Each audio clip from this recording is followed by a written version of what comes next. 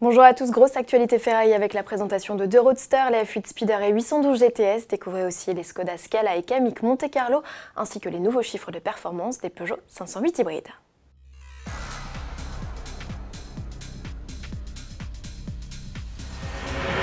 Pas de salon de Francfort pour Ferrari, pourtant c'est bien la veille de l'ouverture des portes de l'événement que le constructeur italien a choisi de présenter deux nouveautés et on commence avec la F8 Tributo Speeder. Comme son aîné, la 488, elle opte pour un toit rigide rétractable. Il s'ouvre et se ferme en 14 secondes jusqu'à 45 km/h. Cette configuration fait perdre à la F8 sa lunette arrière en polycarbonate, d'où l'on pouvait admirer son V8 3,9 litres biturbo. Question puissance, pas d'évolution, avec toujours 720 chevaux proposés.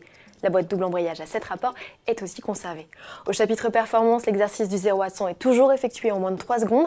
Son embonpoint, plus 70 kg, la rend juste un peu plus lente sur l'exercice du 0 à 200. Enfin, il lui faut à peine plus de 8 secondes pour le réaliser. La VMAX n'épargnera aucun brushing avec un plafond à 340 km/h. La Tributo Speeder sera présentée dans le cadre de l'événement Universo Ferrari organisé à Maranello en septembre. Elle partagera l'affiche avec la SF90 Stradale dévoilée en mai dernier et la 812 GTS. C'est qui celle-là? La déclinaison découvrable de la 812 Superfast. Ce n'est pas seulement le retour du blason GTS au catalogue, c'est aussi celui d'un cabriolet de série à moteur V12. Depuis la 365 GTS 4, il y a 50 ans, Ferrari n'en proposait que sous la forme de séries spéciales, comme les 550 Barchetta, SA Aperta ou F60 America. Il faut 14 secondes au toit pour s'effacer dans le compartiment arrière redessiné. Notez que de part et d'autre, les ailes accueillent d'inédites écopes. Le diffuseur gagne lui un clapet pour récupérer de la pluie aéro. Conséquence de l'arrivée du toit rigide rétractable, le coffre perd 70 litres et le poids augmente de 75 kg pour atteindre la tonne 6. Les performances n'en restent pas moins excellentes pour le bolide de 800 chevaux avec un 0 à 100 en moins de 3 secondes et un 0 à 200 en 8 secondes 3. Ne reste plus qu'à connaître les tarifs, même si le carnet de commande est déjà plein. Si les constructeurs français désertent le salon de Francfort, il ne manque pas de faire parler d'eux. Peugeot vient de publier la nouvelle fiche technique de ses 508 hybrides.